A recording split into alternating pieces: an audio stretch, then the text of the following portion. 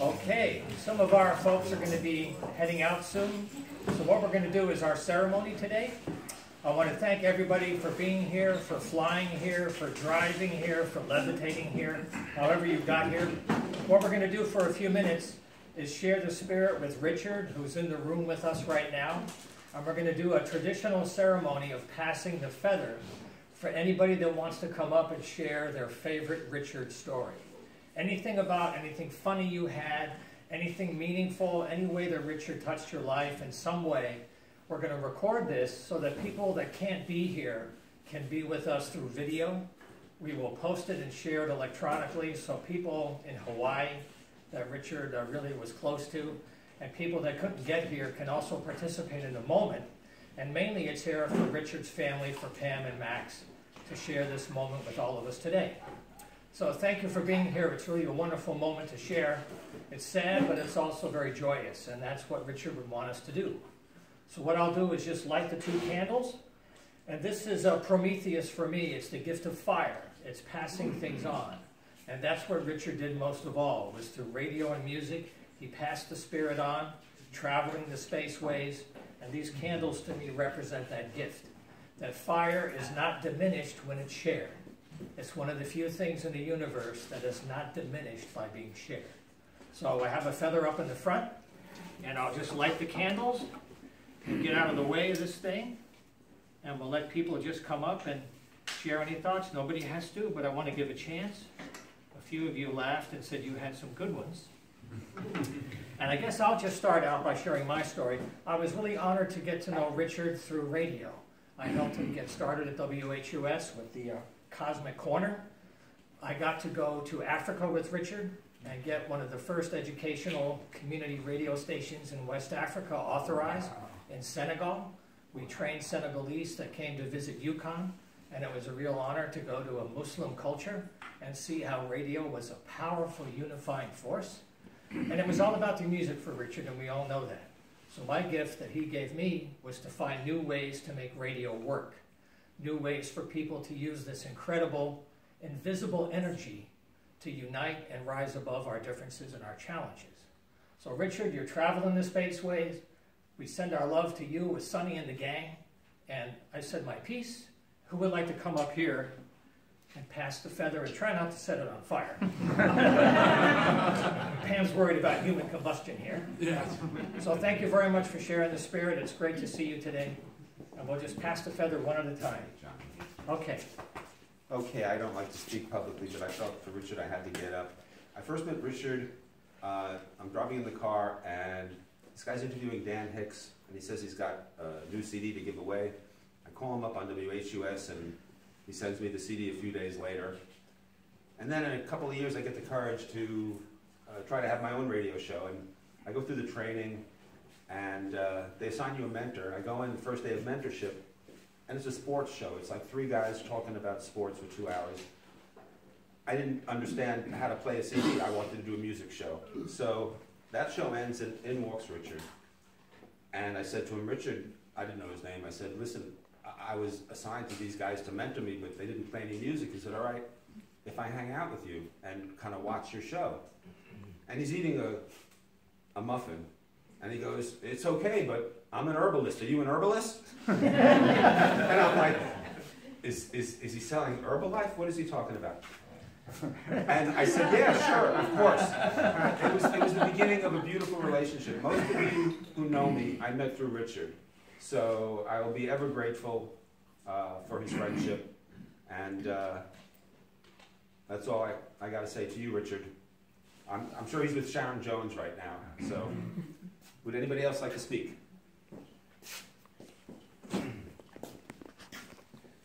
Wolf Krakowski, ladies and gentlemen. Thank you, Rita.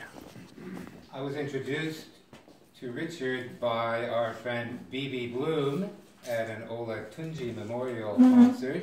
And after hanging out with Richard, over some time, I had a flashback where I had realized I had met him before. And this was some years before at an Africa Fest in Northampton, where a bunch of us at the foot of the stage, mostly younger people, and the one older guy was a guy that passed me a joint, Richard. And that's how I first made contact with Richard. I'm very grateful to Richard. He championed my music a lot, got me a concert at Yukon, played me on the radio many, many, many times, which is a wonderful thing. When one evening, we went to see, we were on our way to see a Sharon Jones concert, and Richard was going to pick up a couple of passes. When he went to get them, Richard had no ID. And they hassled him a bit, and there was a bit of Sturm und Drang and everything. Eventually, Richard presented a Chuck E. Cheese card and a WHUS business card with his name on it. He got the tickets. We proceeded, to get to the concert, to sit down and everything. And I just said, Richard, you gotta have ID, for stuff. He goes, what do I need to carry ID for? I know who I am. I love you, Richard. Who's next?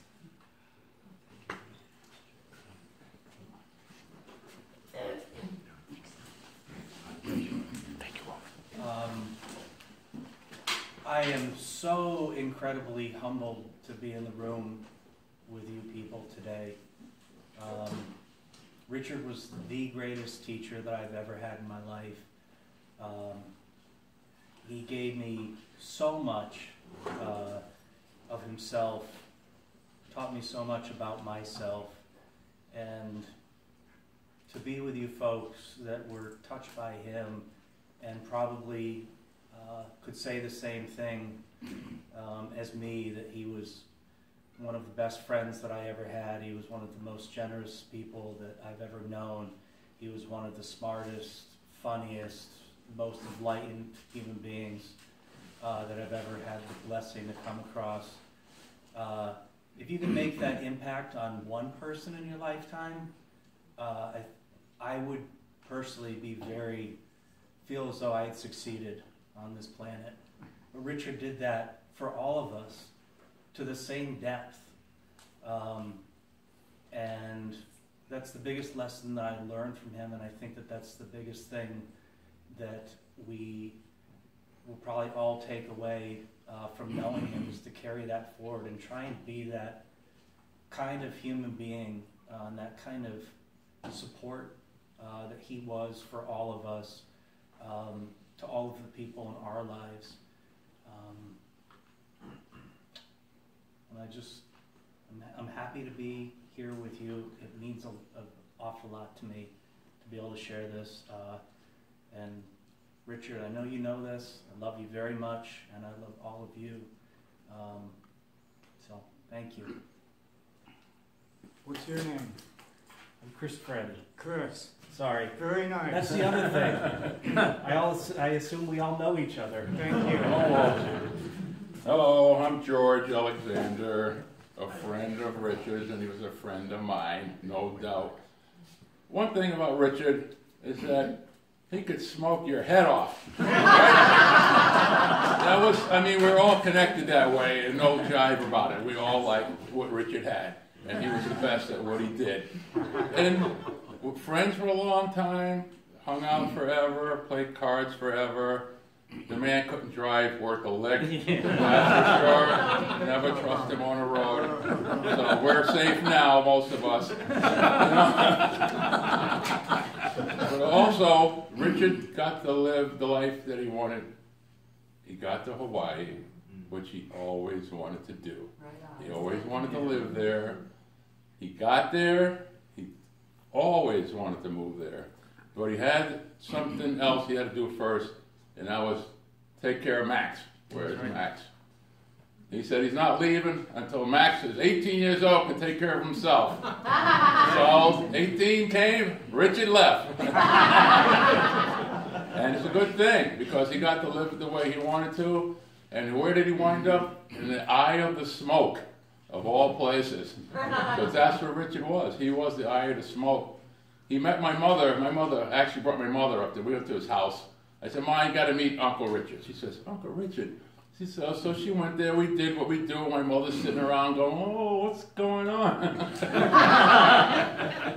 Well, she was cool about it. But when she left him with a name that will always be his name to me, and that's the High Priest. That's what my mother called him, and that's what we call him in my family, the High Priest. So, Richard, aloha. Thanks for hanging around with me. It was fun. Good memories. Thank you.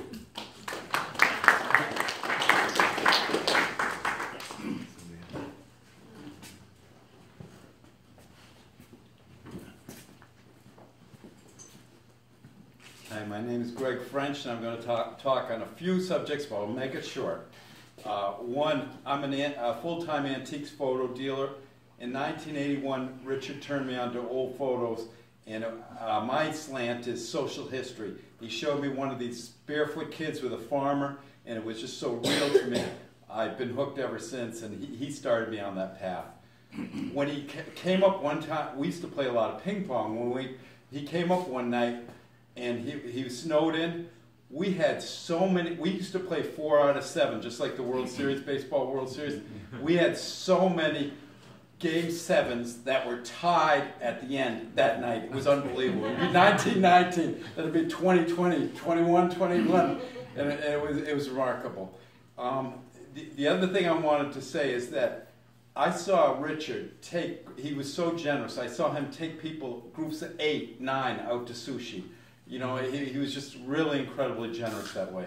And I wasn't going to touch on this last thing until George spoke, and I will say it, and that's his smoking. So we went to see him in Hawaii, my wife and I, and he was a great tour guide. He was unbelievable. But I don't usually smoke around my wife. I smoke off by myself and stuff. but she was gracious that day. Richard wanted to celebrate this view. He wanted to celebrate the sun. Let's celebrate the trees, the growth over here. It was a fun day, and the whole time he was giving a tour. So that's my Richard story. Next.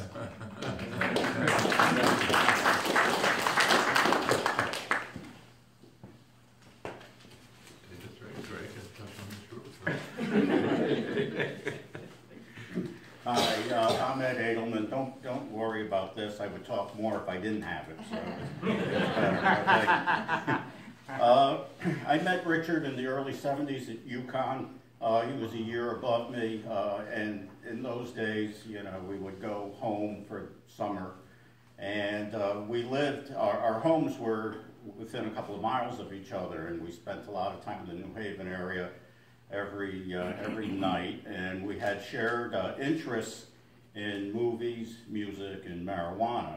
And the movies were done at the Yale Film Society, and we would go for $1 a night. We'd sit on these hard wooden seats that I don't think I'd last 10 minutes on now, you know. But Jules and Jim and Wild Strawberries and Casablanca, we saw all those wonderful movies all the time. And then sometimes it was music. There were actually jazz clubs in New Haven at that time. We'd go for that. And then the marijuana, of course, to enhance all these other activities that we would do.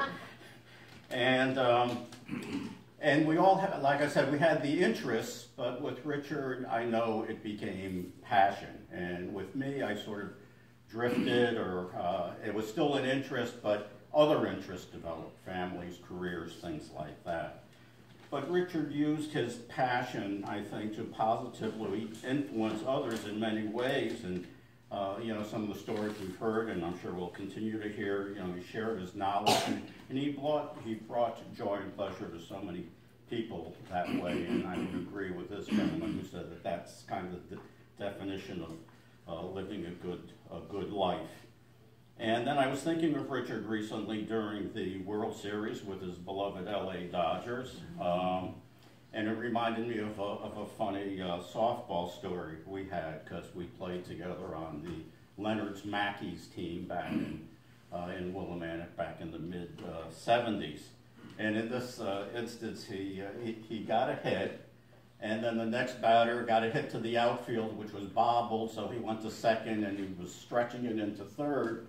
And when he came to third, he sort of crossed third base like he was finishing a marathon and just sort of kept going, you know, and sort of seemingly oblivious to the consequences of overrunning third base. And our coach, the third base coach, who was one of the few real baseball guys on our team, you know, shoved him back there. He said, "You gotta get back." And he just said, "Richard, don't do it again because my fist is going to be right there next time you do that maneuver." So let's see. And I guess I have to also say that one thing I really have to thank Richard for is that he introduced me to my wife in some 40 plus years ago, and that's kind of worked out pretty good, I think. So for that and other pleasant memories, thank you, Richard, my friend.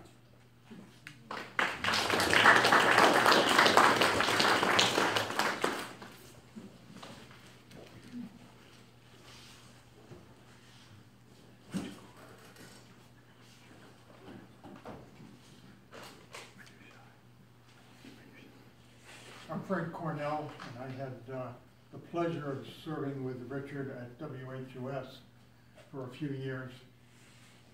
There's a couple things that I always remember about Richard, and one was the amount of knowledge he had about all the music he played. It was just amazing, the tidbits that he knew, the music he knew that he could turn you on to. And the other thing I remember about Richard is he was a great interviewer. And I say that because he never asked any questions, basically, when he had somebody to interview. He'd compliment them on their recent album or something that they did, and he'd let them talk. It was like a conversation, not an interview. And it was just a great thing to listen to. And Richard, whatever cosmic corner you're out there in right now, it's a little bit brighter since you got there. Thank you.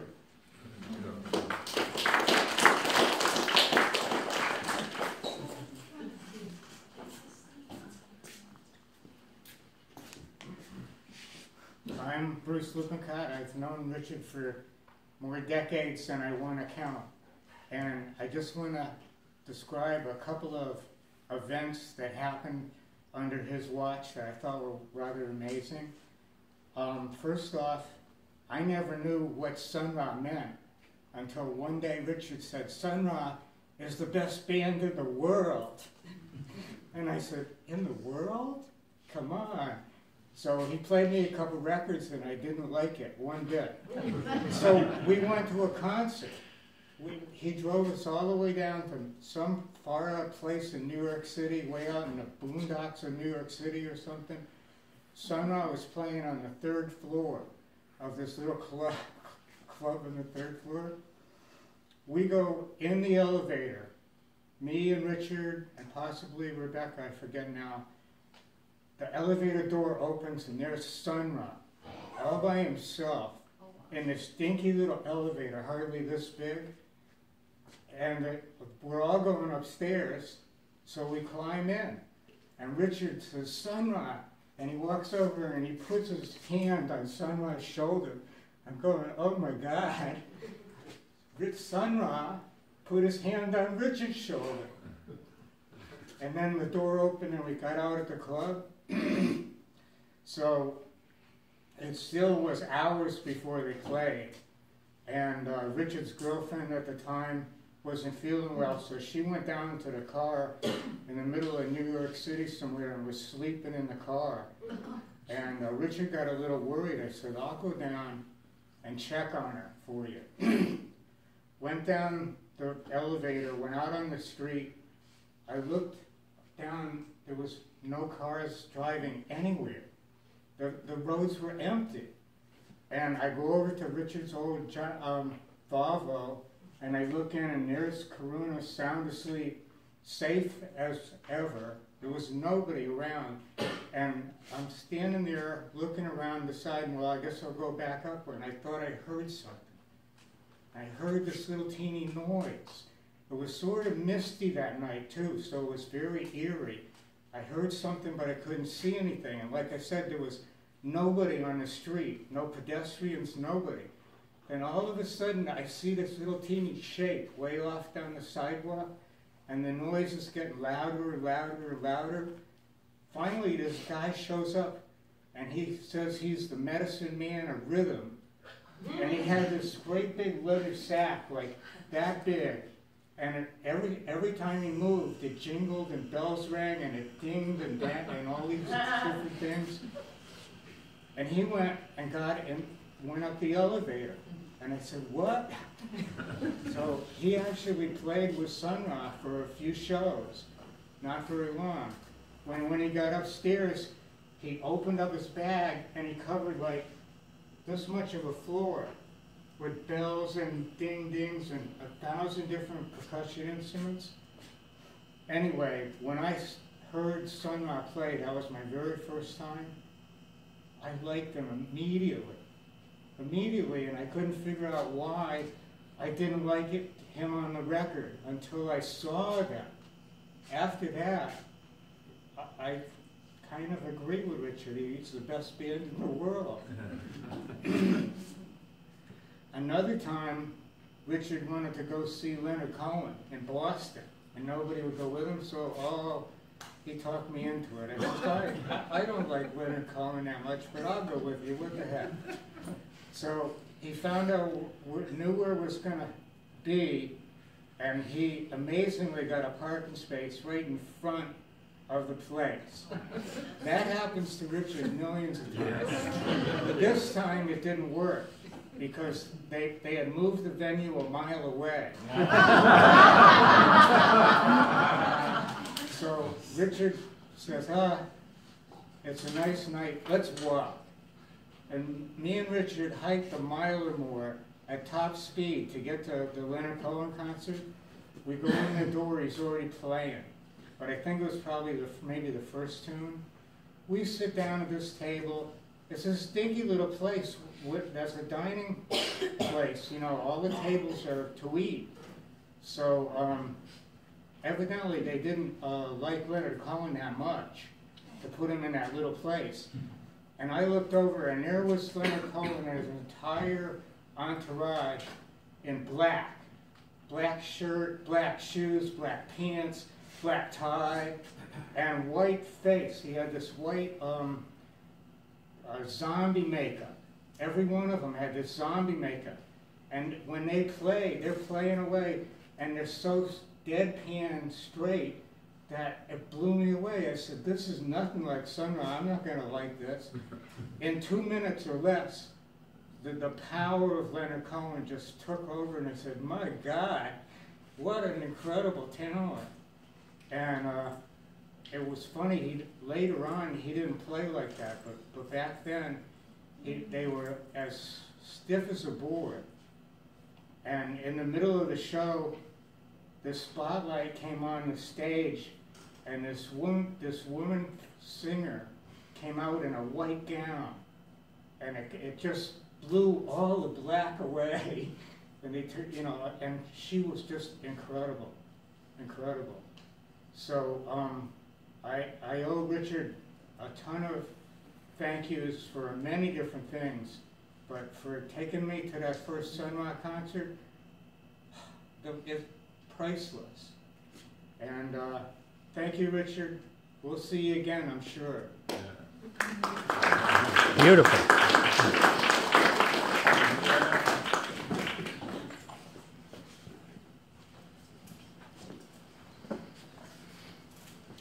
Well, I'm Rebecca, Richard's cousin. Our mothers were sisters, and I had the privilege of growing up with Richard as my big cousin, 2 years older than me. And I did look up to him, and Richard is actually thought of as not the greatest influence. Way back then. Way back then, but as you know, Richard was the most positive influence. And of all the things I think of and Richard's reminder to us to be positive and look to the positive. It's just echoing in my mind.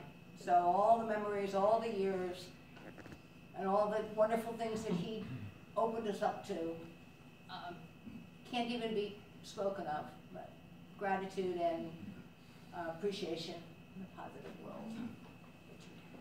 Thank you, Beck.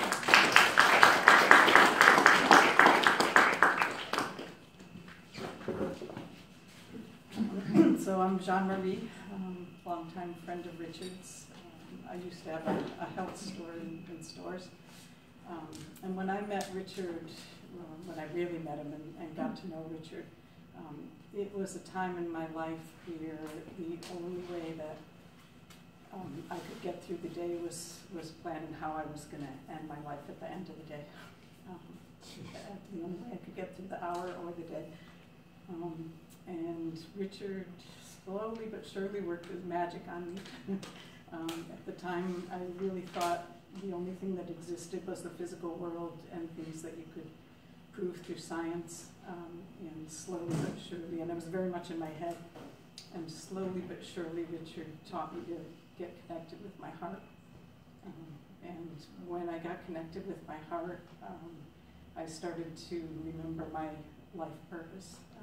I remembered when I was a little girl having a vision about living and working in Africa.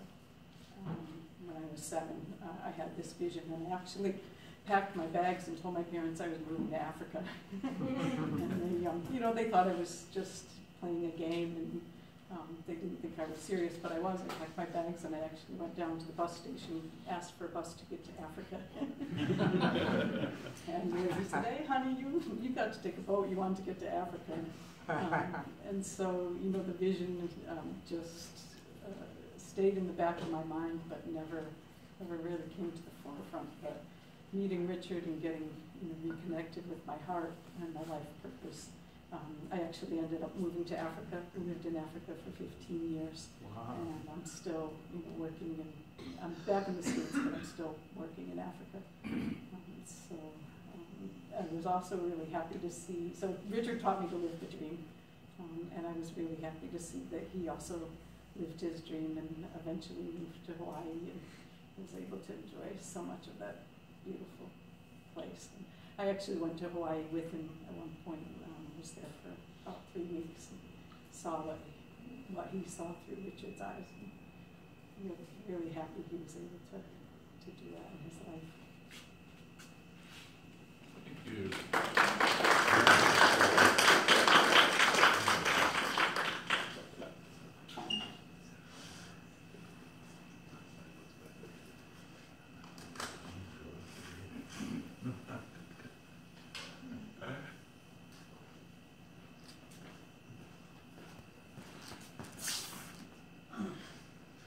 Hi, I'm Bill.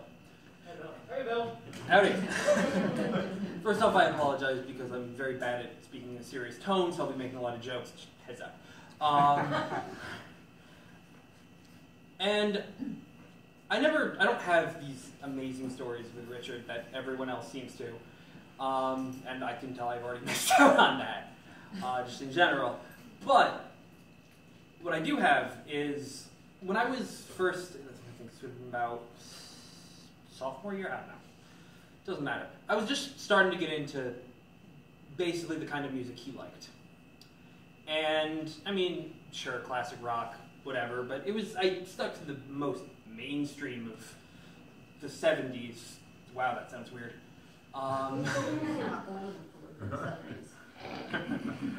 But, yeah, and he showed me other stuff, and I have multiple memories of being at his house on Mansfield Hollow.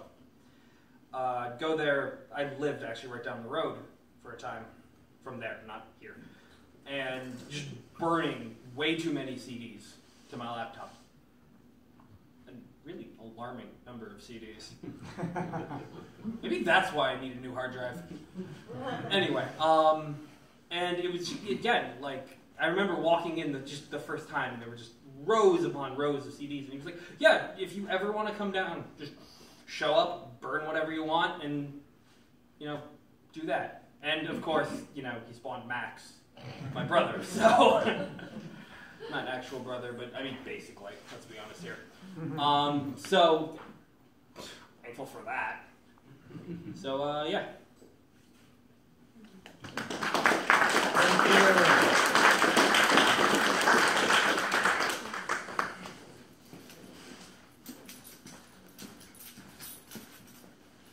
So hi, my name is Robin, and I didn't get the privilege to grow up with Richard, but I did have the privilege to grow up with his son, so I guess that's the next best thing. But I have my memories as a kid are few and far between, but I am absolutely never going to forget his house on Mansfield Hollow. In the middle of scenic nowhere, surrounded by trees, awesome hiking areas, and just towers of CDs, and an entire veritable mine of crystals. And out of all the parents that I've met, for all my friends, he will always stand out the most because of that. And I think on some level he was definitely an inspiration to be more active and try and improve my communities. And also, I guess he was the first encounter I had with marijuana, but at the time, I didn't know what that was. I was a little kid, and I thought that was bad. I know a lot better now. But when Max and I were going to school, a lot of the times I would catch his bus to his house, and we'd hang out, and his dad would come home, and he'd take us out to Eastbrook Mall to Asian Bistro for sushi. And it was also the first time I ever had sushi. And I will always be grateful to him for helping me experience new things and also being one of the progenitors for his son, who is my brother now. So thank you.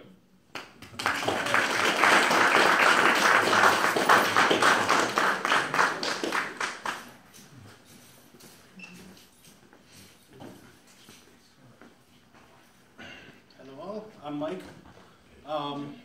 Once again, good friend of Max's, I hope. I didn't have a lot of exposure to Richard in my life, despite a brief period of time of coming over to his house to hang out with Max quite frequently. As has already been mentioned, his love of music was almost overwhelming, and it definitely had an impact on me, just knowing that